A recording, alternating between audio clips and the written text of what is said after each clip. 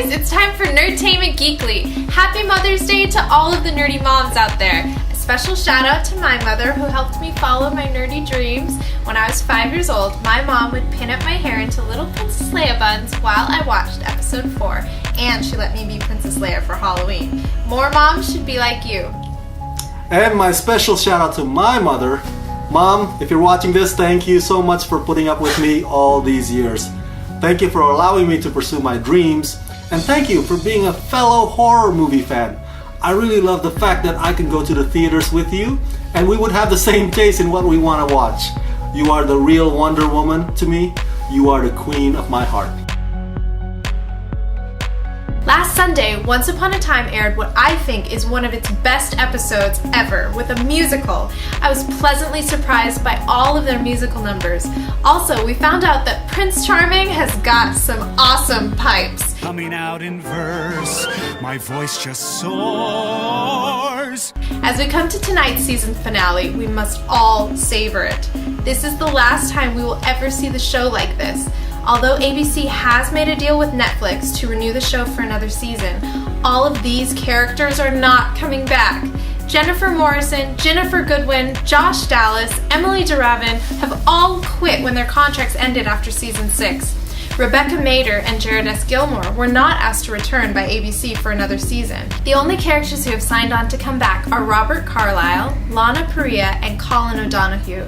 This is a huge hit to the show. The show creators Edward Kitsis and Adam Horowitz said that season 7 will be a reboot of the show and will contain a time jump from season 6. The Walking Dead's Andrew J. West will be in the season finale and supposedly will be a new recurring character in season 7. With so much change, we'll see if the show can continue with its huge fan base. Finally, after the incredibly boring Prometheus, Ridley Scott gave us Alien Covenant, which reminds us exactly why we sci-fi horror fans love this franchise.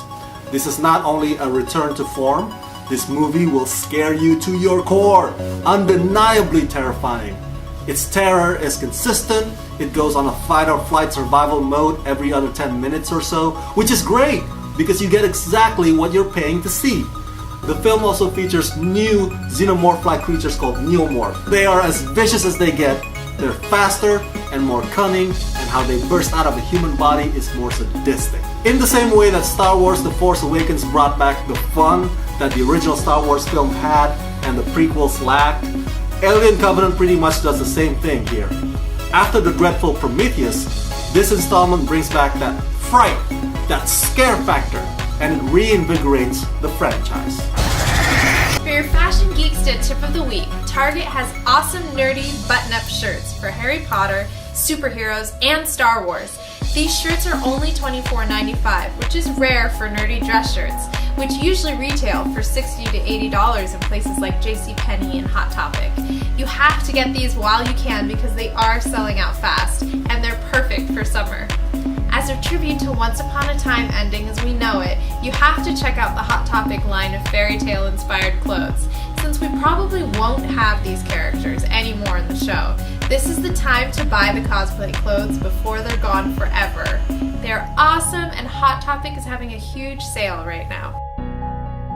After going to the press screening of King Arthur, Legend of the Sword, the biggest problem with this movie is that it puts more emphasis on trying to be a Guy Ritchie superhero film than it is about King Arthur. I understand that King Arthur's sword, the Excalibur, bears powers of its own, but this film makes its effects work the same way spinach boosts Popeye's strength. Another problem is that instead of watching a movie, some of the time it feels like you're watching Middle-earth Shadow of Mordor video games walkthrough.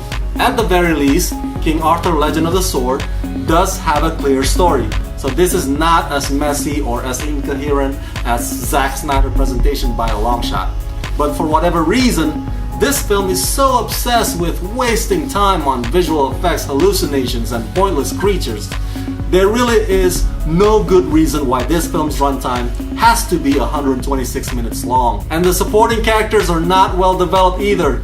Jude Law is probably this film's only redeeming quality. As the villain, Jude Law is incredible and reliable as he's ever been, which makes his character a formidable foe. In other entertainment news, Guardians of the Galaxy has passed the 500 million mark worldwide already. The sequel is awesome, and if you haven't seen it yet, you should definitely check it out. The X-Men spin-off movie New Mutants has announced that Maisie Williams from Game of Thrones and Anya Taylor-Joy from The Witch will be joining the cast. It is rumored that Maisie will be playing Wolfsbane and Anya will be playing Colossal Sister Magic. Love Actually's short film sequel is finally airing in America. Set your calendars for May 25. It will be premiering on NBC and has almost the entire cast from the first film returning.